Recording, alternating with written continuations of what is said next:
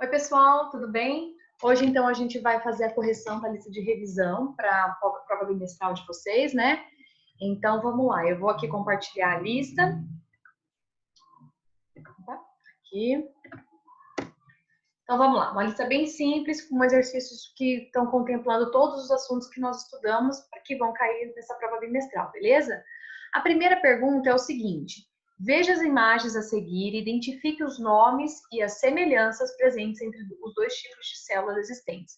Lá na nossa primeira aula, a gente fez uma dinâmica que vocês desenharam, tá? O Fernandinho e o Samuel desenharam a célula, ficou parecendo meio uma célula de Pokémon, ficou meio doidona, mas tudo bem, valeu a dinâmica para a gente entender algumas coisas. Bom, primeiramente é o nome dessas duas células, né? A célula da esquerda é uma célula procarionte, né, presente nas bactérias, e a outra célula é uma célula eucarionte, presente em fungos, em protozoários, em animais e vegetais, certo? A gente lembra que a gente falou que elas têm diferença, a principal diferença entre elas é a presença do núcleo, que as eucariontes têm núcleo, as procariontes não, tá? Então a gente quer, mas na verdade a gente aqui quer falar de quais são as semelhanças. Então vamos lá, o que nós temos de semelhança entre as duas? As duas possuem membrana celular, membrana plasmática, é a mesma coisa, tá? Que vai delimitar essa célula. A gente sabe que no caso das procariontes existem outras, posso chamar de organelas, que vão ajudar a essa delimitação e a proteção dessa célula procarionte, né? Mas no caso das duas, membrana plasmática. As duas possuem material genético. Apesar da procarionte não ter núcleo, ela tem o material genético dela, que vai estar aí dissolvido dentro da célula, que é essa parte azul escura que vocês estão vendo aí no desenho, tá? Outra coisa que elas têm é o citosol, que é o citoplasma, presente nos dois. Então, o material genético da procarionte está solto no citosol. Elas possuem uma organela chamada ribossomo. O ribossomo, ele é responsável pela síntese de proteínas, tá? Então, as duas têm, só recapitulando, membrana plasmática, citosol, ribossomo, material genético e a parede celular. Só que a parede celular, ela não está presente em todas as eucariontes. Ela está presente nos vegetais, ela está presente em fungos e protozoários, tá bom? Então, são essas aqui as semelhanças. A número 2 pergunta assim, ó, a água é um importante composto inorgânico que compõe o corpo dos seres vivos. Faça a listagem das principais participações que a água possui no corpo humano. Então, a gente sabe por que o ser humano não consegue sobreviver sem água. Porque muitas funções do corpo só acontecem na presença da água, com a ajuda da água.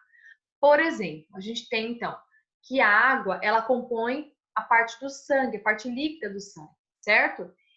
O plasma, a maior parte dele é feita de água. Então, a presença da água que vai possibilitar eu levar os nutrientes para todo o corpo, certo? Outra coisa que ela faz no corpo, ela regula a temperatura. Como é que é isso? Quando a gente sua, né, quando a gente produz o suor, o nosso corpo está esquentando demais devido a uma atividade ou devido à temperatura do ambiente. E aí, para não esquentar demais, porque isso não é importante, isso não é bom para o nosso corpo, né? Pode danificar células, funções, entre outras coisas. O nosso corpo tem um mecanismo próprio para que a temperatura sempre fique aí na base dos 37 graus Celsius. Então, uma forma disso é a eliminação de água através do suor, tá? E também participa de reações químicas. Então, eu tenho muitas reações químicas que só acontecem com a presença da água, seja no transporte de alguns nutrientes que precisam ter para acontecer a reação, ou na reação propriamente dita. Lembrando que a água também está presente nas nossas excreções. A gente libera a água quando a gente libera urina, né, e as fezes, beleza? Aí, a número 4 está falando o seguinte: veja a tabela a seguir e responda as questões a seguir. Letra A. A imagem acima apresenta alimentos que possuem uma característica, né, semelhante, que é a principal fonte de energia para o corpo humano. Qual é essa fonte de energia principal? São os carboidratos. Aí ele pede para falar os tipos, né, quais são as categorias que dividem os carboidratos. Nós temos aí monossacarídeos, oligosacarídeos e os polissacarídeos. O que diferencia cada um deles? É o tamanho da molécula. Tá? Mono de tem um sacarídeo só, um tipo de açúcar, que é o caso da glicose, da frutose. O oligosacarídeo ou disacarídeo, quando eu tenho dois sacarídeos, né? Duas moléculas de açúcar juntas. Aí eu tenho a sacarose, eu tenho a maltose, tá bom? E o polissacarídeo, poli de muitos, quando eu tenho muitos, então é uma molécula gigante. O amido é assim, o glicogênio é assim, a celulose é assim, a quitina é assim, todos eles são exemplos de polissacarídeos, tá bom? Beleza. Aí a número 5, ele fala o seguinte, a número 5 e a número 6 eu vou fazer juntas, por quê? Porque uma pergunta e a outra quer que você justifique a sua resposta da anterior. Então, lá no número 5 fala, na década de 1940, na região centro-oeste, produtores rurais cujos bois, porcos, aves e cabras estavam morrendo por uma peste desconhecida, fizeram uma promessa, que constituem não comer carne e derivados até que a peste fosse debelada. Assim, durante 3 meses, arroz, feijão, verduras e legumes formaram o prato principal desses produtores. Tá? Aí ele perguntou, para suprir o déficit nutricional a que os produtores rurais se submeteram durante o período de promessa, foi importante eles terem consumido alimentos ricos em.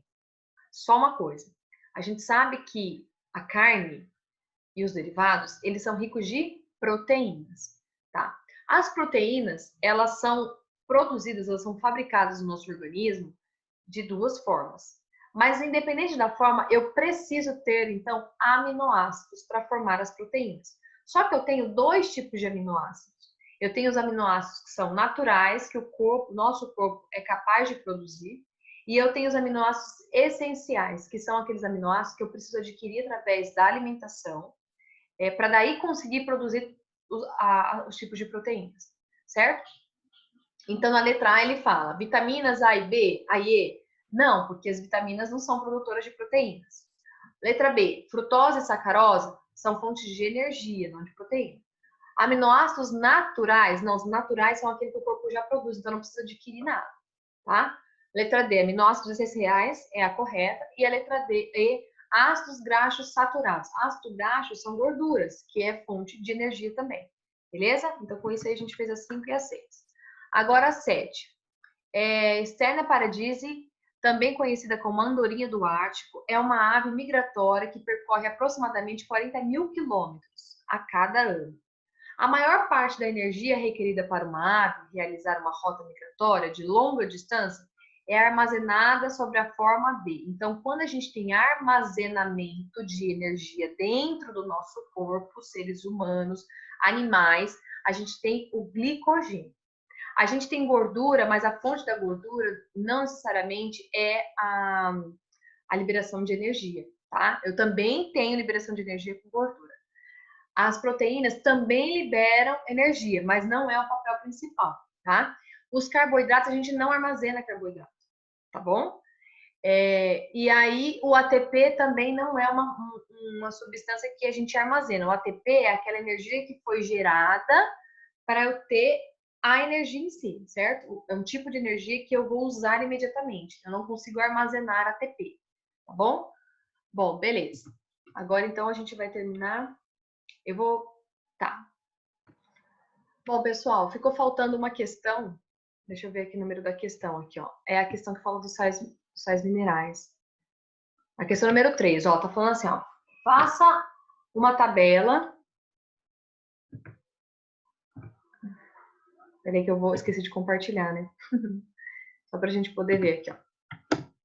Tá falando assim, ó. Faça uma tabela dos tipos de sais minerais necessários para o nosso organismo com as suas respectivas funções. Quando a gente for lá no livro de vocês, na página 156, ele tem todas a listagem dos sais minerais. O que eu quero que vocês façam? É claro que eu não vou pedir para vocês gravarem, tudo que está escrito aqui, professora. Não, mas tem que saber o nome do sal mineral e uma função bem simples. Então, por exemplo, assim, ó, aqui tá falando, né? Deixa eu só tirar meu bem em cima. Ó, cálcio entra na composição de ossos. Então, assim, é uma característica principal. Cálcio, ossos. Beleza? Ferro, hemoglobina, sangue. Então, é isso que eu quero que vocês façam. Façam uma tabela simples para ajudar vocês na assimilação, né? A lembrar desses sais minerais. Normalmente eu vou pedir relacione e tal. Não lembro como é que tá na prova. Mas é interessante vocês olharem com bastante carinho para essa questão, tá bom? Era essa que ficou faltando, né? Então tá bom. Um beijo, boa prova para vocês. Aproveitem a revisão, estudem direitinho, tá bom? Tchau, até a próxima.